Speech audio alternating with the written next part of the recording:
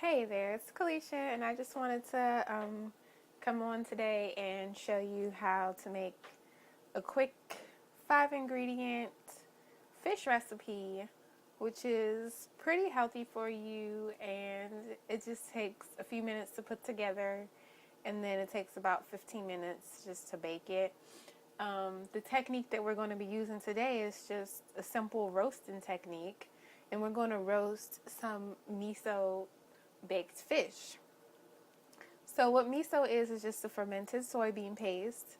It comes in a container like this, and you can find it at your local grocery store.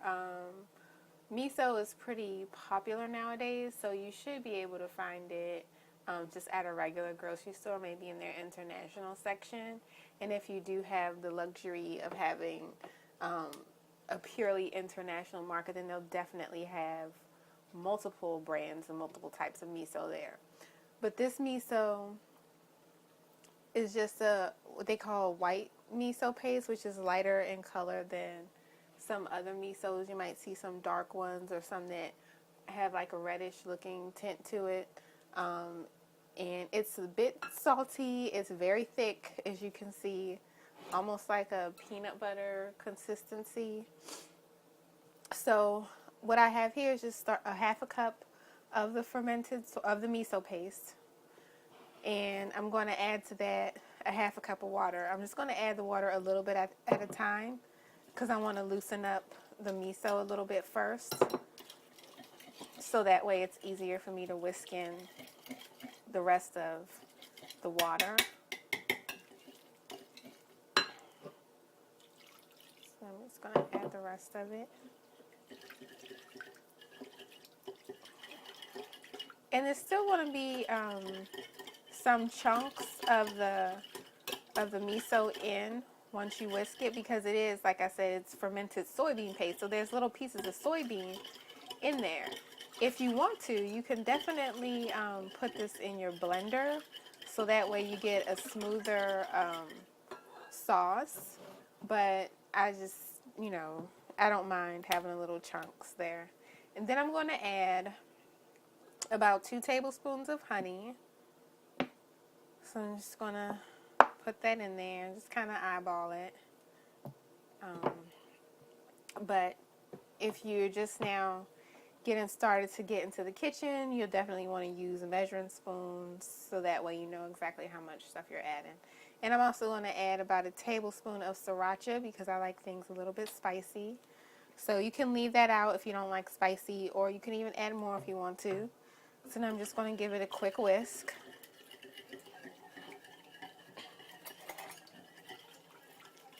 I'm going to grab my tasting spoon and taste a little bit. That tastes exactly how I want it to. So, and that's it. We're done. Now, I already have my fish here. I'm using 2 pieces of basa fish fillet. This particular fish fillet is widely available. It's very similar to salmon. I mean, not salmon. It's very similar to tilapia, but it has a longer shape. The texture of it is similar to tilapia, and it has a very it's a mild tasting fish. It's not a fishy fish. Like salmon has a very strong pronounced flavor, but this particular fish, which is called basa, B-A-S-A, sometimes it may be labeled as swai, S-W-A-I.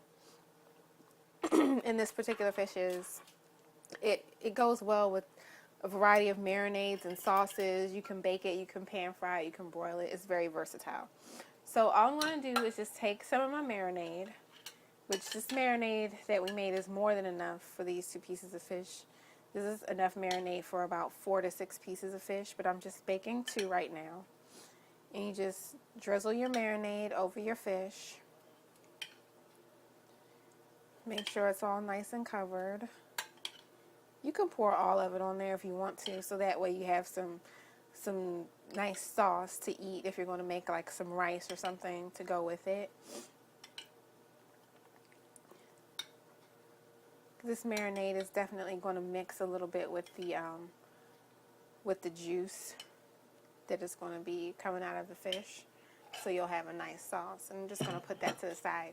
And as you can see, I already lined my baking sheet with some foil because a marinade like this with something sticky like miso paste and honey, you're going to be scrubbing your pan like for a while if you don't line it with a piece of foil or parchment paper. I actually prefer to use these Silpat mats, but unfortunately the Silpat mat or the baking sheet that I have is a lot smaller than your standard size baking sheet that you probably have in your kitchen, and so this Silpat mat does not fit on this baking sheet because it's too small for the Silpat. But definitely you want to get something like a Silpat in your arsenal because these just rinse right off and they're really good to have. So you can use Silpat, use foil, use parchment paper, anything to line your baking sheet so that way you don't spend a lot of time cleaning up. So we're just going to pop this in the oven for 10 to 15 minutes depending on the thickness of the fish. Also, if your fish is fresh, it should take less time than that. Maybe you can start checking it around 8 minutes or so. Because this fish is still frozen, it's going to take a little bit longer. So my oven is set at 425, and I'm going to check the fish after 10 minutes. Okay, so our miso baked fish is out of the oven.